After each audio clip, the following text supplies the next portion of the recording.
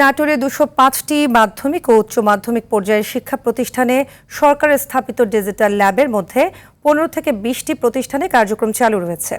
বাকি প্রতিষ্ঠানগুলোতে কম্পিউটার ল্যাবের কক্ষগুলো দীর্ঘদিন ধরে তালাবদ্ধ। কোথাও তালায় জং ধরেছে, কোথাও পোকামাকড়ের আবাসস্থলে পরিণত হয়েছে ল্যাব রুম। নাটোর প্রতিনিধি মোহাম্মদ কামাল হোসেনের পাঠানো তথ্যচিত্রে আরও জানাচ্ছেন আবরার মাহি। ২০১৫ সালের জানুয়ারি থেকে ২০২১-২২ অর্থবছর পর্যন্ত দুই ধাপে নাটোর জেলার ৭টি উপজেলার ২০৫টি শিক্ষা প্রতিষ্ঠানে প্রায় ১৪ কোটি টাকা ব্যয়ে শেখ রাসেল ডিজিটাল ল্যাব সহ একাধিক নামে ল্যাব স্থাপন করা হয়। একই সঙ্গে সরবরাহ করা হয় স্মার্ট টিভি ও স্মার্ট বোর্ড।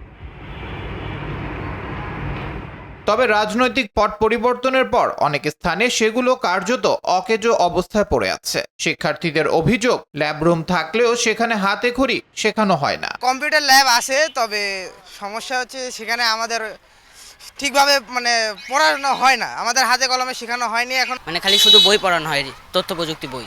আইসিটি ল্যাবে নিয়মিত ক্লাস হয় না, সপ্তাহে 1 থেকে 2 দিন।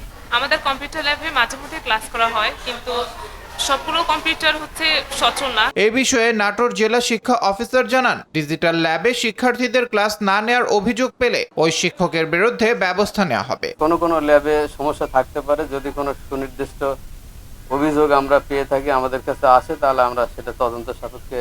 এদিকে ডিজিটাল ল্যাবগুলোর এমন দুরবস্থার কারণে তথ্য প্রযুক্তি শিক্ষা কার্যক্রম ব্যাহত হওয়া সহ সরকারের কোটি কোটি টাকার সম্পদ অবহেলায় নষ্ট হচ্ছে বলছেন এ কর্মকর্তা। শিক্ষকরা যারা আছেন আন্তরিক না হলে আমাদের ভবিষ্যৎ প্রজন্মের জন্য যে এই ইনভেস্টটা যদি আমরা সঠিক ব্যবহার করতে না পারি, তাহলে আমরা এর কিন্তু সঠিক ফলাফল পাবো না। বিষয়টি স্বীকার করে প্রতিষ্ঠানের প্রধান শিক্ষক বলেন, 17টি কম্পিউটার ও একটি স্মার্ট টিভি দেয়া হলেও অপারেটর না থাকায় সেগুলো ব্যবহার করা সম্ভব হয়নি। নাটোর সরকারি বালক উচ্চ বিদ্যালয়ের কম্পিউটার ল্যাবের অবস্থা খুব একটা ভালো নয়। আমরা মাত্র 17টা ল্যাপটপ দিয়ে এই ল্যাব চালু করি। মাঝে মধ্যেই এই ল্যাপটপগুলি নষ্ট হয় এবং মাঝে মধ্যেই মেরামত করতে হয়।